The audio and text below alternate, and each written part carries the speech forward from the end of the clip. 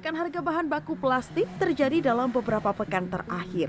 Sekretaris Jenderal Asosiasi Industri Olefin Aromatik dan Plastik Indonesia, INAPLAS, Fajar Budiono mengatakan hal ini dipicu konflik Iran dan Israel yang menghambat distribusi melalui Selat Hormuz. Terputusnya akses logistik membuat pasokan nafta sebagai bahan baku utama plastik menjadi terbatas.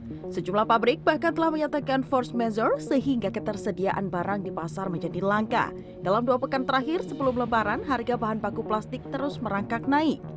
Dari sekitar $1.100 per ton, kini mendekati $1.700 per ton. Kenaikan ini pun diperkirakan masih akan berlanjut. Tidak hanya sektor kemasan, dampak kenaikan ini juga dirasakan hampir seluruh industri, mulai dari otomotif, konstruksi, perkakas rumah tangga hingga tekstil dan farmasi.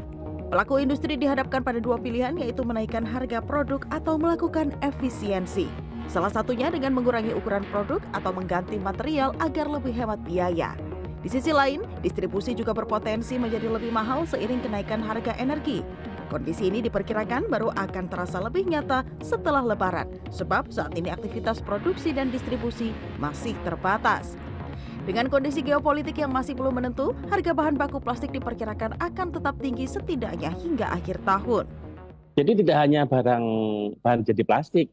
Barang jadi plastik itu kan ya kemasan, otomotif part, material construction kayak pipa dan lain-lain, kemudian perkakas rumah tangga, tapi juga ke tekstil, ke farmasi, hampir semuanya kena semua karena kan petrokimia ini kan supporting semua industri ya. Jadi kalau supportingnya ini hampir ke semua sektor ya kena. Ke pertanian pun nanti juga kena.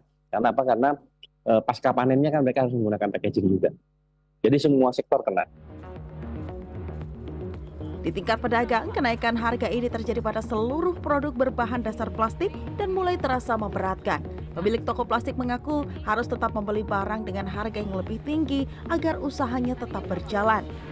Sejak awal Ramadan, harga disebut naik bertahap hingga menembus lebih dari 20%. Bahkan beberapa produk mengalami lonjakan berkali-kali lipat. Untuk menyiasati kondisi ini, pedagang memilih membatasi pembelian stok dan hanya berbelanja secukupnya guna menghindari kerugian jika harga tiba-tiba turun. Lumayan sih kenaikannya ya agak berat juga, cuman ya gimana kita dagangannya itu ya tetap aja harus dibeli gitu kan, biar bisa jual lagi. Dari sebelumnya sih, tahun-tahun sebelumnya sih kenaikan juga ada, cuman wajar lah nggak seperti yang pas sekarang ini. Untuk tin wall di kisaran 50.000 per dus kenaikannya. Harga kenaikannya? Iya. Oh, per dus itu isi berapa? Per dus itu isinya 500. 500. Iya. Yang dibagi 25 Iya, ya? betul. Oh, kenaikan 50.000 ya? 50.000, kayak gelas-gelas juga 50.000. Melambungnya harga bahan baku plastik dan produk turunannya bisa menjadi momentum bagi para produsen untuk berinovasi menciptakan produk yang tidak bergantung terhadap barang impor.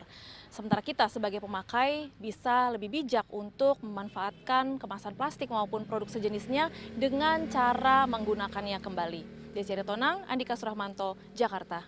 Pas saya mau yang ini.